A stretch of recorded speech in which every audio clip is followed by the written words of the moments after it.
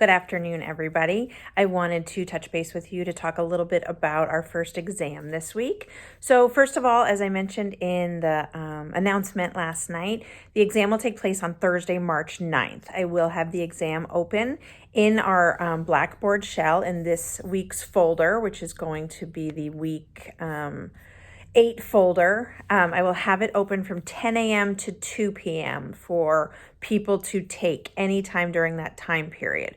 Once you log in, you'll be able to click on it. You won't see it until that time period. Once you log in to Blackboard and go into the week 8 folder, you will see exam number 1. You click on that, it will bring you to an instruction page, and then it will bring you to the exam questions that you will answer right in Blackboard, and you submit it. Be sure you submit it when you're done. Once you start the exam, so you will have an hour and 15 minutes to take this exam. Once you start it, it is a forced completion, meaning it starts timing you for the 75 minutes. You have to finish it in that time period. You can't leave and come back. This exam is no notes, no referencing, online information, the textbook, so there's this, academic integrity that we're going to be adhering to while taking this exam. I will send you the login information on Wednesday night. You will need a password to enter the exam. Once you're done, as I said, please submit it. If you are unable, and I've already heard from several people, I will get back to you individually so we can find a time. If that time period doesn't work for you, I was trying to do like morning, afternoon. I know days and times are challenging. If it doesn't work for you, please send me an email and we will find an alternative time for you to take it, that I will open it for you. You will have your own passcode, things like that. So I will get back to you if you have emailed me, and we'll find another time. Okay, so what I want to talk about very briefly is our Exam 1 review that I put in last week's folder that you can see talking about the different concepts to be familiar with. So this exam it's actually 6 questions, so it's not very long. It's 6 questions and it'll be about these concepts. It's not going to be anything crazy. These concepts are from the textbook. They have been in some of the in the slideshows that you have seen. You have been doing some readings.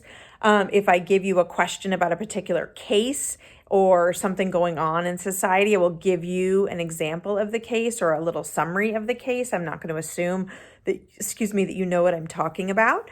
So that will be included there. Everything that you will need for your exam will be, right in front of you with the questions. I'm interested in you getting to the point of the question. You don't need to rephrase the question in your answer. Just if it says list and describe something, list and describe it, do your best. You can get partial credit for a partially correct a question. These will all be short answer, short essay type of questions. There's not going to be any true, false, or multiple choice on there.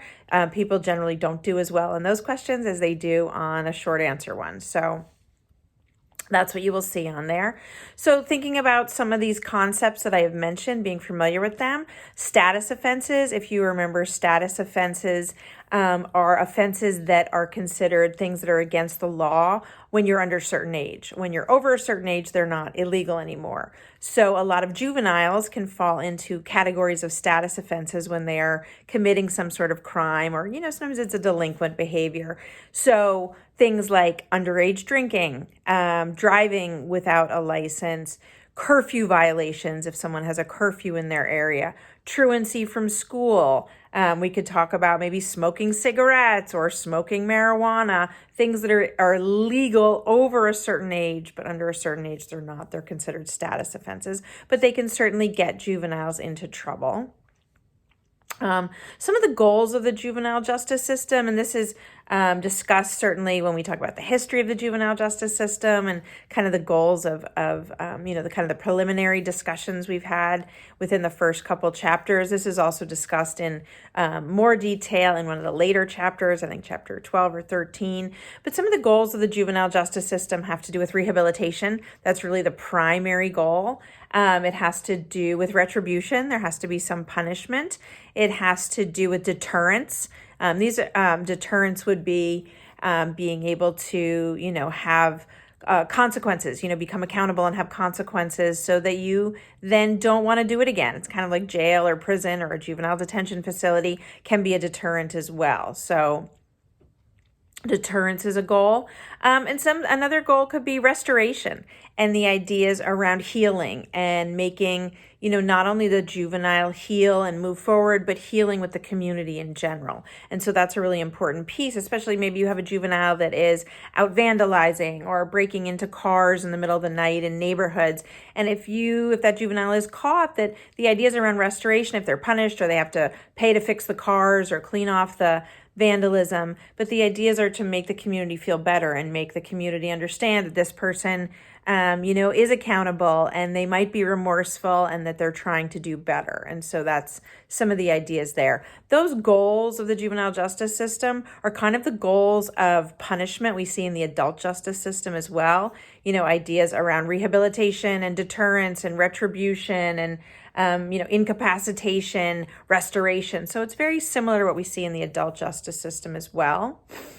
Some of the theories of juvenile delinquency, I think this was chapter 3, talked, there's a lot of discussion in the chapter and on the slideshow around several theories. The primary ones were biological theories, psychological theories, and sociological theories.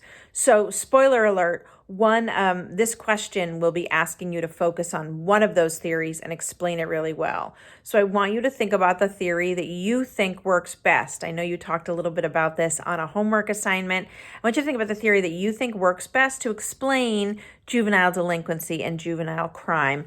And then you will be presenting that as part of this question. So being familiar with them, but really, not just saying, well, I think it's the psychological theory because it has to do with Freud's psychoanalysis and the id-ego, superego. You need to explain more. Like, why do you think that's relevant? Why do you think our subconscious plays such a big role in the decisions we make? So you'll have to get into a little bit more. But there's a spoiler alert question for you. Compare and contrast the differences in the juvenile justice system, adult justice system. The juvenile justice system, tends to be less formal. It's more of like a civil kind of process, whereas the adult justice system is more formal. It's a criminal justice process. A lot of times in the juvenile justice system, we see more of a mediation. We don't see it going to court or having judge and juries be present for any of these cases. It tends to be handled by individuals within the juvenile court system. Could be social workers, could be counselors, could be probation officers. So it's a lot less formal. So this is detailed on, maybe it is the second slideshow, but understanding sort of the differences in the juvenile justice system and the adult justice system. There are some rights in there as well that are both applicable to the juveniles as well as to adults. And then one of the last chapters we talked about the ideas around, I have youth gang squads here. I'm really talking about like the police, the relationship that police have. The youth gang squads focus on the different gangs in the neighborhoods. These are police units. I'll actually fix that so it looks clearer. But thinking about some ideas around policing with juveniles, the relationship police have, school resource officers, and the significance and importance of school resource officers. If any of you ever had a school resource officer, whether you were in high school more recently or further, I know I never really had one when I was in high school a while ago, but they're a lot more mainstream now and what the purpose is, and really their relationship to ideas around community policing and really having connections with people in the community or people in the schools. And so understanding that. That's a nutshell, kind of an overview of the concepts that I want you to be familiar with, that you will have questions about for your exam. Again, if you are unable to take the exam during the 10 a.m. to 2 p.m. time period on Thursday, you need to send me an email so we can arrange a different time. If I don't hear from you, I will assume you are taking it during that 4-hour block at some point, and there won't be a makeup option for you. So please let me know if you have any questions. Good luck, everybody, and I will be in touch with people who need an alternative time. Thanks.